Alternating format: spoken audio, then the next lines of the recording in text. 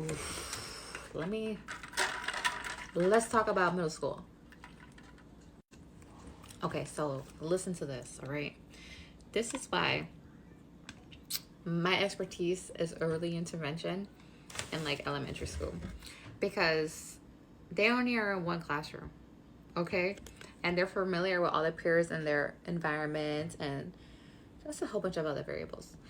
But when you get into the middle school, okay, when all of a sudden they go from having one classroom and one special a day to like having literally like two transactions, not transactions, transitions, okay? So think about it. They're in class all day long and then they go to specials or lunch, okay, in recess. When they hit middle school, they have 7 different classes, which means 7 different teachers, which means 7 different classrooms, which means 7 different classrooms of 25 to 30 plus kids, times 7 times a day. Okay, so that's 7 teachers, 7 personalities, 7 different environments, 7 different classroom sizes, classroom settings. Oh yeah, he's got to go to he has gym right before math class. Okay, so like, oh, that makes sense why he's always in there and he's like aggravated or sweaty and hot and like heavy already, because he has all this adrenaline going through him. And yeah, so when he enters Mrs. So-and-so's classroom and she's a poor freaking 65 plus year old woman and she's ready to freaking retire, she's got this intense energy coming in and like really to disrupt because he's got this energy. You see what I mean? It's like everyone needs to consider everyone's position and the environment that's sharing with that learner. So anyways, when it comes to middle school, they get Chromebooks. These kids, I don't even know how early they began Chromebooks, but I know in middle school, when I had to consult in the middle school, the kids are literally every single class, open up the Chromebooks. Everyone has a freaking laptop in school. So think about the blue light. Okay, so think about the attention. Now the attention is gravitated towards the computer screen and not necessarily have to look up to the teacher. Okay, so and then also too, it's in the control of the learner. All right, so she says, any tips for a student who likes to play the meme sound out loud on his Chromebook? The function is peer attention. Absolutely. I had to consult. I had 2 FBAs in a middle school and a high school, and I was so disturbed by the behavior of all the kids in the classroom. It's not just this kid.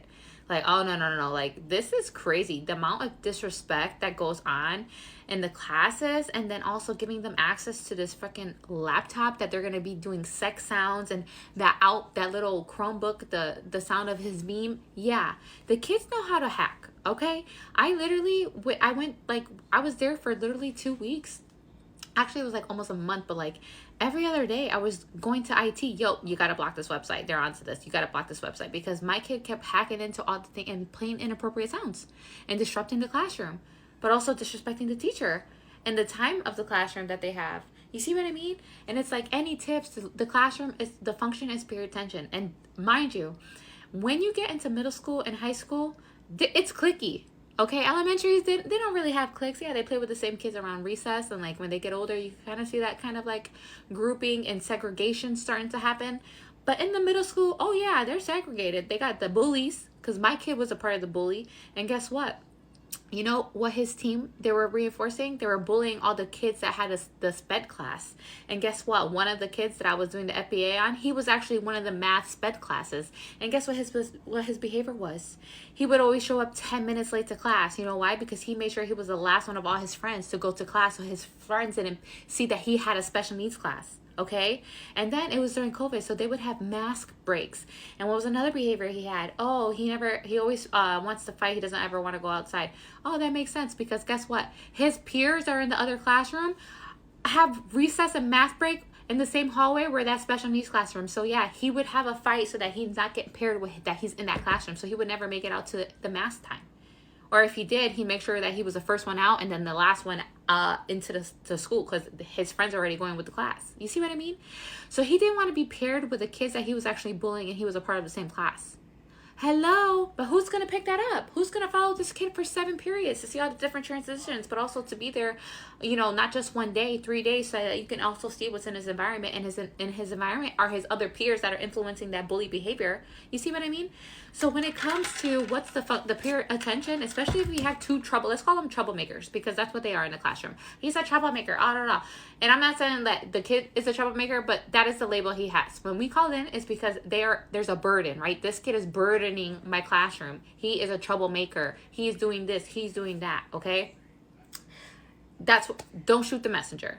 So when you have two troublemakers and they're disrupting the class because this one's sitting all the way over here and they're engaging behavior to get that one that's sitting all the way over there's attention, yeah, it's bound to happen that they're going to try to do anything to kind of make it low effort, loud noises, inappropriate sound to get his friends laughing because that's what they want, right? So it's very difficult working in the middle school, guys, and it's not my cup of tea. Okay, did it, don't like it, it will never be successful in that environment. I promise you, there's way too many variables. There's no consistency at all. IEPs, BIPs, yeah, he's got one. What's the first step?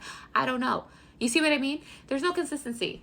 So when it comes to this type of function of behavior, especially in the middle school setting, you know, your best bet is you're going to sit them right next to each other and you're going to tell them, hey, I need you guys to work on this together. So they're not working on they're not getting work done because they're interrupting the class because they're looking for the peer behavior, which in turn is, you know, cutting up time. So, hey, let me pair you guys right now and let you guys know you guys got to work on this together. So not only do they get to sit together, we're reinforcing what's the function? The peer attention. What are we going to get them? We're going to give them their peer attention. But not only that, we're going to make sure that they're working together so that they could see how much each is going to contribute to the work that they're doing.